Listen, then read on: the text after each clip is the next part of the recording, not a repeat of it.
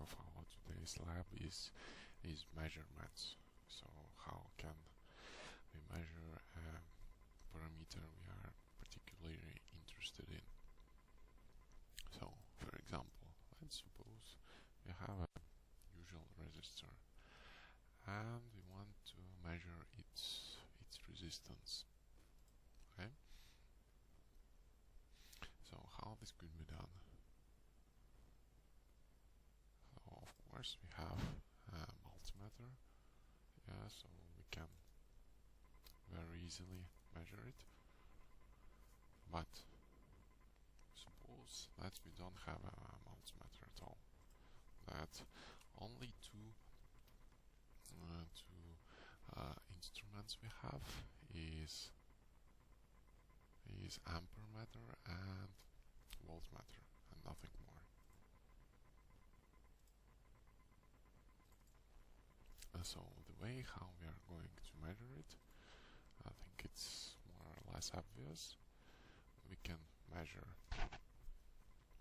current, we can measure voltage, and using Ohm's law we can calculate what is the resistance. Well, pretty simple enough. Okay. So for example, let's suppose we have a resistor X. Its resistance is not known to us, and we want to measure the resistance, but we don't have a multimeter. So what we are going to do is to use ampermeter, voltmeter, and based on these measurements and using Ohm's law, we are going to calculate resistance. So just to remind you, the Ohm's law connects together current in the circuit, voltage, and also resistance. And the current in the circuit is voltage divided by resistance, or voltage is current divided by resistance, or resistance, which we are interested in now, is voltage divided by current.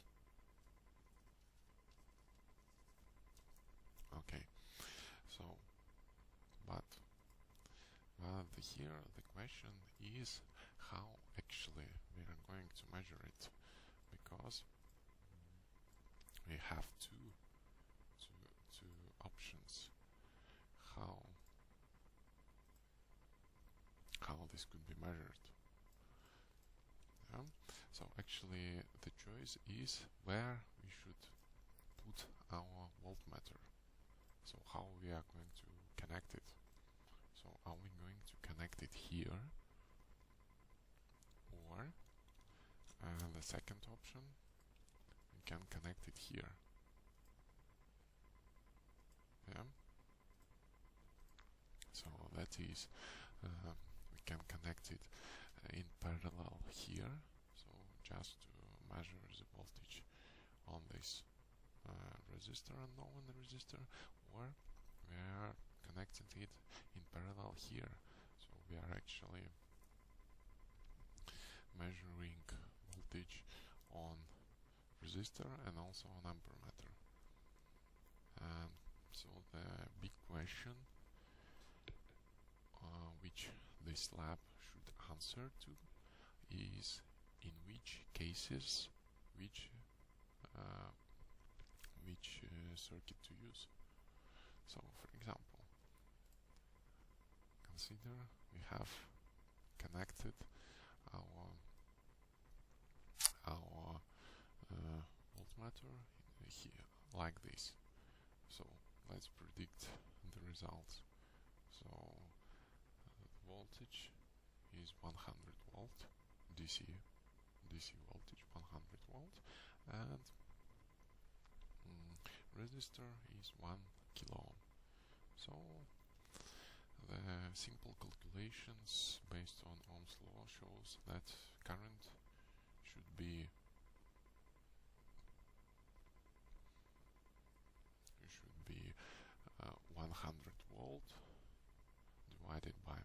kilo ohm, that means 0.1 ampere. So let's see. Okay, so here you see that voltage is 100 volt and current is 0.2 ampere. And actually, if we didn't know what is the resistance of this element, and based on Ohm's law and our calculation, we should receive that R is voltage divided by current. Yeah, so 100 volt divided by 0.2 ampere, it's 500 ohms, not 1 kilo ohm. Well, the question is, why do we have this error? So 50% error. Now consider the second example.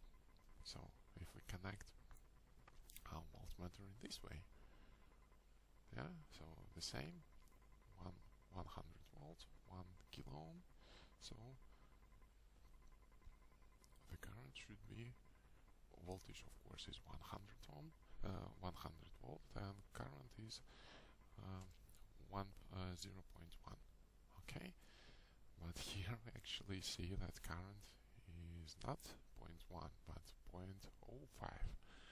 And now if we are using Ohm's law and calculate the resistance, it should be 100 volt divided by 0.05, and that is 10 not 10 but 10 kilo ohms.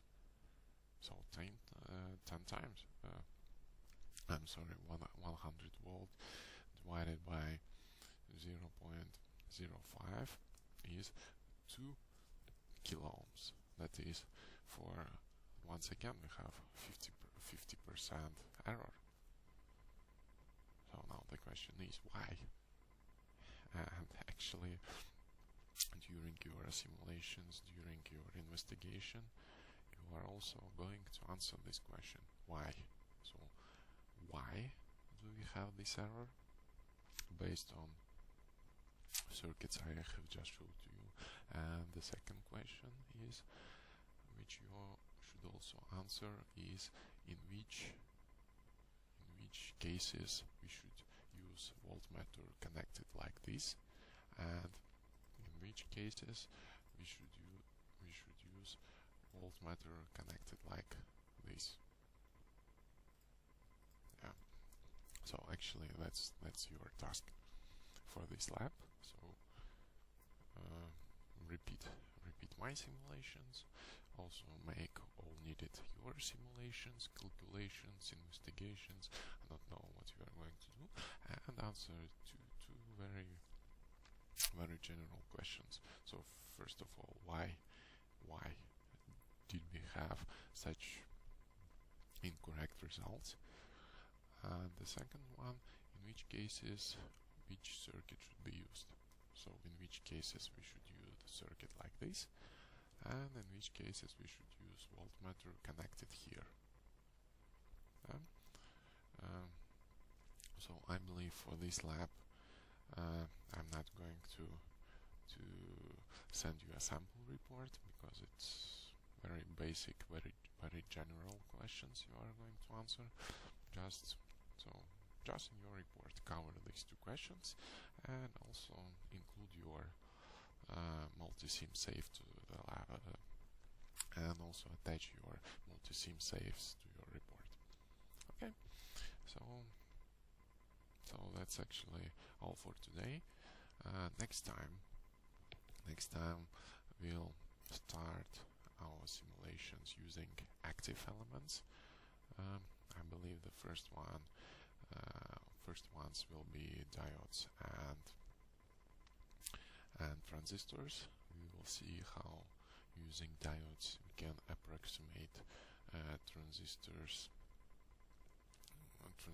how they work using diodes. And we also will look the basic, let's say, applications of transistors, in which circuits they are used, why they are used, in which way they are used, and so on. So, but for today that's all. Thanks for watching and have a nice day. Bye bye.